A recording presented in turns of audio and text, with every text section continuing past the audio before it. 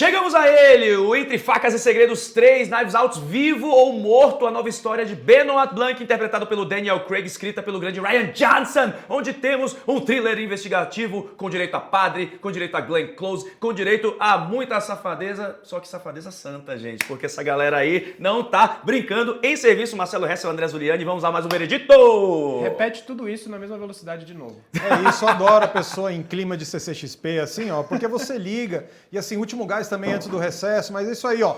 Temos aí no final do ano tem o quê? É Avatar, tem os filmes de Natal e tal, tem Stranger Things e tem também o Entre Facas e Segredos, que eu gosto dessa coisa de virar uma franquia, porque cada filme tem uma particularidade, né? Tipo, primeiro que história de mistério, em época de true crime e tal, é um negócio que todo mundo vai atrás. Então, tipo, aquela coisa, todo mundo já tem um gosto por uma coisa meio mórbida e tal, tipo, mas nesse caso tem uma tiração de onda e é meio lúdico, assim, então eu gosto, né? Tipo, filme de mistério, especialmente whodunit, pô, pra mim é um ponto fraco, assim, eu adoro, porque você passa o filme inteiro tentando descobrir quem que é o culpado, como que o cara vai explicar as coisas que são inexplicáveis e tal. Então, poxa, eu já entro nesses filmes com uma super boa vontade. Eu gostei desse também, porque eu gosto de todos, acho que o primeiro, assim, é meio inquestionável como o melhor. O segundo eu acho ele interessante. Inquestionável pra quem? Pra mim, pelo menos. Você prefere o terceiro? Não sei, vamos descobrir. Então tá Não, bom. pra mim também, eu gosto, prefiro. Não, só o seguinte, eu gostei bastante, porque eu gosto de todos, na verdade, mas esse eu gosto mais do segundo, porque eu acho o mistério é mais interessante, eu acho que as reviravoltas, elas me chamaram mais atenção, e eu gosto que o Benoit Blanc, tipo, a gente sabe que ele é um personagem muito legal, ele é um personagem muito curioso, mas dessa vez ele tá mais que levantando a bola pro Josh O'Connor, porque eu acho que ele de fato é o verdadeiro protagonista desse filme. Sim. E tá tudo bem, funciona, mas isso diferencia mais ele dos outros filmes, sabe? Ele tem uma conexão, não sei se vocês perceberam, uma mini conexãozinha com o primeiro filme, porque quem indicou o Benoit Blanc pra policial da Mila Kunis foi o policial vivido pelo Lakeith Stanfield. Eu fui até porque eu não vou lembrar o nome agora do personagem, mas ele cita o nome, eu fui olhar lá no IMDb e era ele. Só fazer essa mini conexão fora da participação do Daniel Craig. Sim, sim. Hessa, puxando um pouco do que você falou sobre um filme de investigação, de quem fez, etc. Eu acho que uma vibe muito legal pra esse filme, que acho que encaixa também com essa vibe de fim de ano, é que é muito divertido, pelo menos pra mim, você tá com seus amigos, você tá com sua galera, tá com aquela pessoinha especial, e aí você fica tentando adivinhar quem é o assassino, quem fez, por que fez. É como se você estivesse assistindo a um Clue, só que em filme, né? E aí você tem o assassino que é, sei lá, o mordomo que utilizou o castiçal na biblioteca, sabe? Basicamente o filme tem essa narrativa, você tem que descobrir qual foi a arma do crime, você tem que descobrir onde e como foi, e você tem que descobrir quem foi. Então acho que essa vibe de jogo de tabuleiro que o Knives Out 3 tem, me comprou totalmente. E concordo 100% com você, Zuli. O Benoit Blanc, ele tanto não é protagonista que ele entra no filme, sei lá, 15, 20 minutos depois do começo, né? Alguma coisa assim. Depois que o personagem do Josh O'Connor tá bem estabelecido já, porque a gente começa o filme pela voz dele. A gente começa pela narrativa dele, contando toda a história lá do personagem do Josh Brolin, aquele padre doidão e tal. E acho muito legal também que o filme ele traz os pontos de vista de certos acontecimentos. Isso a gente já teve em alguns momentos nos outros Knives Out, mas acho que nesse o Rian Johnson ele conseguiu afinar melhor esse discurso, para que a gente visse esses pontos de vista e isso não anulasse o outro, isso na verdade complementasse para que no final a gente montasse essa tapeçaria. Não estou dizendo aqui que a gente vai adivinhar de imediato quem é que fez aquilo, mas pelo menos ajuda a gente, como espectador, a não ter um Deus Ex Machina, sabe? A não ter uma parada que é jogada no roteiro ali e que a gente vai dizer, pô, eu não tinha como descobrir o assassino ou assassina logo no final, porque essa informação não tinha sido dada antes. Eu acho que não, eu acho que ele conseguiu construir isso pelo menos na narrativa inteira. Ó, só lembrando aqui, vamos ter spoilers provavelmente aqui de Knives Out 3, então já fica não vamos contar quem é o assassino, né? Tipo, não é por aí, mas assim, tentar entrar um pouco por que esse filme é diferente, eu acho diferente dos outros. Eu acho que a partir do sucesso do primeiro, meio que todo mundo cresceu o olho pra cima de Knives Out e falou, puta, aqui tem uma potencial franquia e um tipo de filme que permite que você trabalhe com um elenco bem numeroso, uma galera cheio de astro e tal. Então, assim, do primeiro pro segundo, meio que criou-se essa ideia. E aí o segundo eu acho que é um filme muito de elenco. É muito um filme de elenco plural, e aí você colocar um monte de ator famoso em papéis que podem meio que ir contra a persona que publicamente se espera das pessoas. Especialmente o caso do Chris Evans no segundo. E aí eu acho que isso perde um pouco o foco no lance de ser, não, é um filme de trama. É um filme de trama e de reviravolta, e você vai ser enredado pela reviravolta. Então o segundo eu acho que é muito... Ele me parece o mais fraco dos três, porque é isso, né? Muito uma atenção dedicada a esses personagens, e aí realmente, cada coadjuvante precisa ter o seu momento, precisa ser o ponto de vista principal, para você achar, não, esse cara é o principal, não, esse é o principal. Agora você tem o Josh O'Connor, obviamente, como principal, porque ele precisa se defender. A história do filme é o seguinte, ele chega numa paróquia que tem lá o padre, que é um padre filha da puta, que é feito pelo Josh Brolin, e o Josh Brolin é um cara que ele tá meio que abraçando o discurso de ódio e falando, olha, somos nós contra o mundo. Ele tem lá uma pequena paróquia com seus fiéis e ele fica tocando terror com os fiéis, falando, tipo, se vocês não estão comigo, vocês estão contra mim, porque isso, isso, isso. E o Josh O'Connor é o clássico cristão que fala, não, a gente tem que perdoar todo mundo. É porque ele também está em busca de redenção. Então, é ele contra o Josh O'Connor. E aí é ele contra o Josh Brolin. Aí o personagem do Brolin morre e a gente tem que entender quem que matou. Nesse caso, eu acho que é mais trama. O segundo era mais aquela coisa, olha só quantos astros tem nesse filme, entendeu? Acho mais desinteressante no caso do segundo. Eu acho que esse filme é mais forte. Eu acho mais forte, mas eu acho que ele sofre na tentativa de reverter isso. Por exemplo, se o segundo ele foi mais voltado, ele tinha que dar um espaço para todo mundo brilhar, porque todo mundo é famoso. Nesse, tudo bem, a gente tem o Josh O'Connor liderando, mas eu acho que não que eles precisassem ter um protagonismo, mas eu acho que por causa dessa escolha narrativa, alguns deles acabam meio que sobrando. Principalmente, a meu ver, a Kerry Washington e até o Jeremy Renner, que ele tem o seu destaquezinho lá, até mais um pouquinho mais pro final, só que eu acho que eles ficam muito escanteados, eu acho que eles ficam... A Kelly Spannick, cara, de fato, eu não lembro qual que é o papel dela nesse filme. Eu sei que ela tem um problema de saúde e tal, mas pro mistério... Eu acho que ela tá lá só pra somar. Então, mas eu acho que a ideia é essa mesmo, Zuli. É que assim, não me incomodou, porque não afeta a narrativa, sim, mas eles meio que sobram. Então... Sim. É por isso que eu falei também que eles soube afinar esse discurso do All Stars, né? Porque assim, a Kelly Spanny é foda, ela é massa, uma atriz genial. Só que nesse momento eu acho que o papel dela era justamente ser parte do séquito do Josh Brolin, entendeu? Ela tinha que ser junto com o padre do meu Deus, do Fleabag. Padre do Fleabag. O padre gostoso do Fleabag. O padre gostoso do Fleabag, que é um autor que também está pegando um pouco desse discurso de ódio e assumindo isso nos livros dele, perdendo o seu caminho também e usando o Josh Brolin para tentar reaver um sucesso que ele tinha, né? Então, assim, eu acho que cada um deles tem essa função em volta do Josh Brolin. O Josh Brolin, ele é meio que o Júpiter e aí você tem as luas ali orbitando o personagem, que é realmente, tipo, beleza, é o magnetismo da interpretação de Josh Brolin, mas também é o magnetismo do próprio padre, sabe? Dele conseguir esse séquito visceral, viciado, maluco, de uma galera que começa a comprar o discurso extremo dele e expulsar outras pessoas da paróquia, sabe? E em contraponto com o personagem do Josh O'Connor, que, você tem esse padre chegando, que é um padre que quer resolver, mas que também quer a sua redenção, e aí vira uma bola de neve todo esse rolê, sabe? Então, assim, por mais que a Kaylee ou outros atores e atrizes, eles não tenham tanto o seu momento, cada um ali tem a sua função, pelo menos por quê? Porque acho que o Josh Brolin é esse grande planeta que precisa ser orbitado. Não, eu acho muito focado, assim, porque, tipo, o Josh O'Connor, assim, o fato dele ser o protagonista e todas as atenções convergirem nele, não vejo problema nisso, porque assim, é o grande ano dele, ele tá indo super bem, assim, e tipo, realmente roubando a cena desde o Rivais, e ele tá estrelando um dos melhores filmes desse ano, que é o Mastermind, tá em várias listas aí de melhores do ano, baita papel também, e ele carrega o filme quando precisa carregar. E eu acho, inclusive, que o Rian Johnson oferece uma coisa nesse filme arriscada, que é, assim, fala, você é o protagonista, você que vai ter que resolver, não é o Benoit Blanc que vai resolver, você que vai resolver. E aí, de repente, ele sai do filme, porque tem uma coisa muito interessante aí em relação ao discurso de ódio, que é o seguinte, ele é o padre que está vindo com a ideia do perdão. Então, assim, quando fica todo mundo bolado, fala, caralho, a gente tem que achar o culpado, sobre apontar dedos e tal, ele fala, não vou fazer isso. Então, assim, eu vou me retirar, ele se retira da trama, né? Tipo, ele se retira do jogo de reviravoltas. E é muito interessante, porque é meio que você tem que fazer um filme sem o protagonista. Acho muito interessante como estrutura mesmo e tal. Obviamente ele volta depois e tal.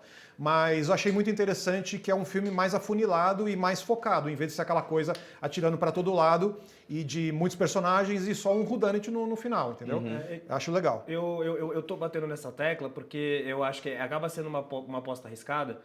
Ele funciona muito bem, como vocês bem pontuaram, eu estou super de acordo. Se ele não funcionasse muito bem, eu acho que esses coadjuvantes fracos teriam mais peso e a gente gostaria menos do filme. Ok, Esse negócio que o resto falou, eu gosto, porque tipo, sobre... Esse filme é sobre a redenção, eles tentando a redenção deles e o Josh O'Connor na busca da redenção dele, porque ele é um cara falho, ele entrou nessa vida de padre porque ele tem os pecados dele, ele quer corrigir esses pecados dele, e no meio do filme ele volta a pontuar isso.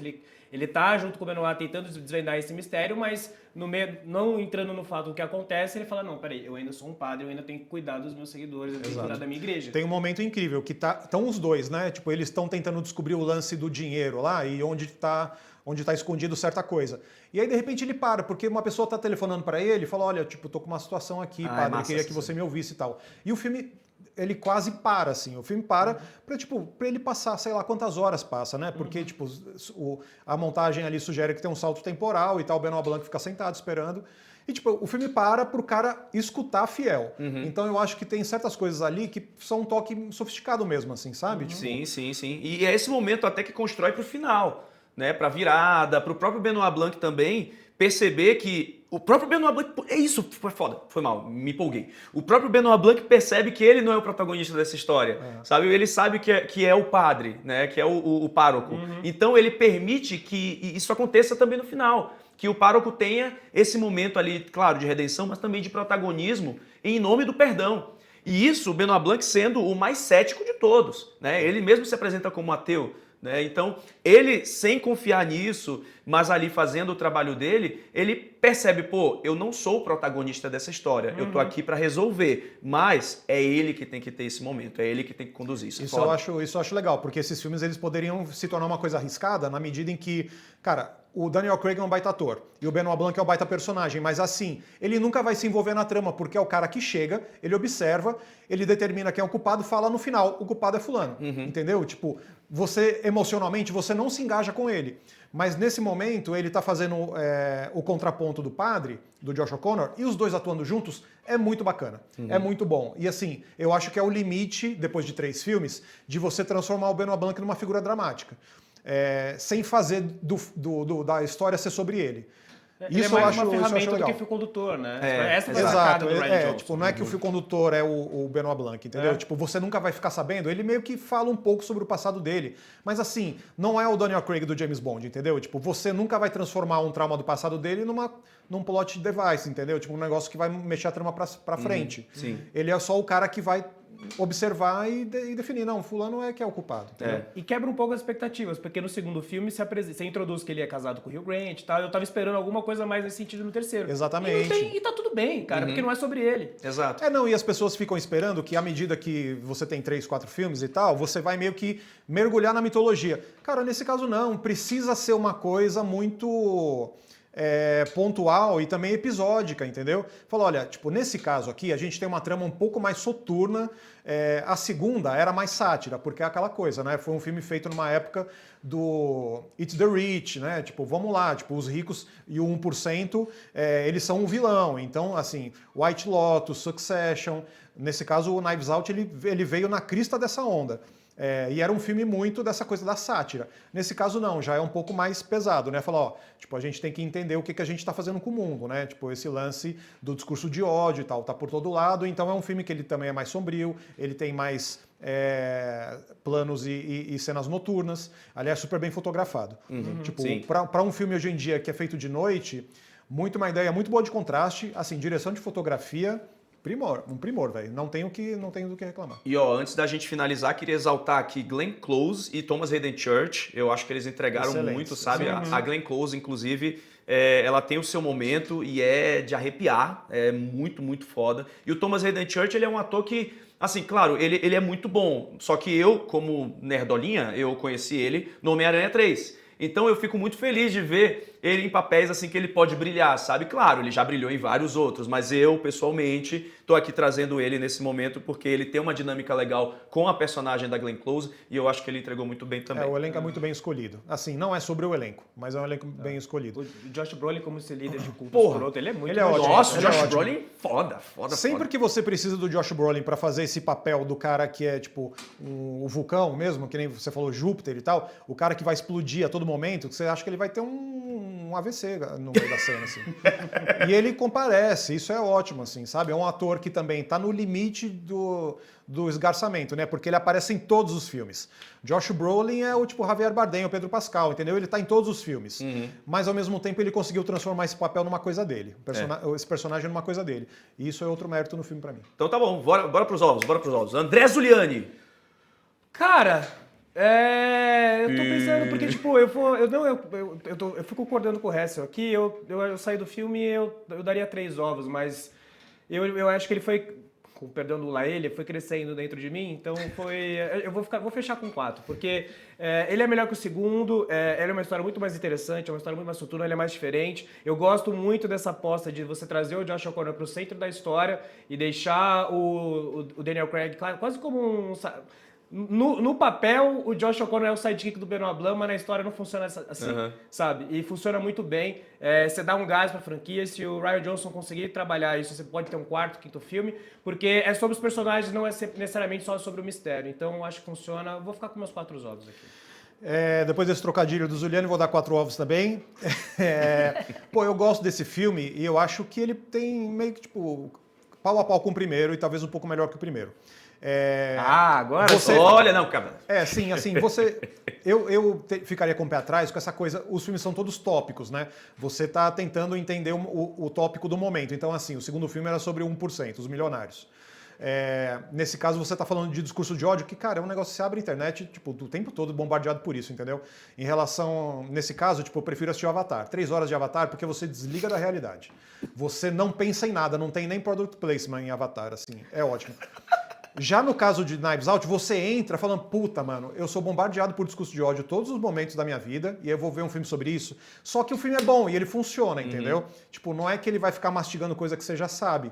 Ele transforma isso num negócio interessante, é um filme super lúdico e tal. As reviravoltas funcionam. Pra mim, todo o lance da banheira de ácido, o Lázaro que ressuscitou. Foda. Mano, tipo, tudo muito bom, sabe? Tipo, tudo bem bolado. E eu tinha um receio também de ser um filme que entraria muito numa coisa autorreferente, porque tem um lance, tem fulano que lê os livros de mistério, aí você pega a ideia emprestada do livro. Eu falei, puta, vai vir de novo com essa coisa autorreferente, sabe? Tipo, os filmes de punhetação, assim, fica falando sobre si mesmo.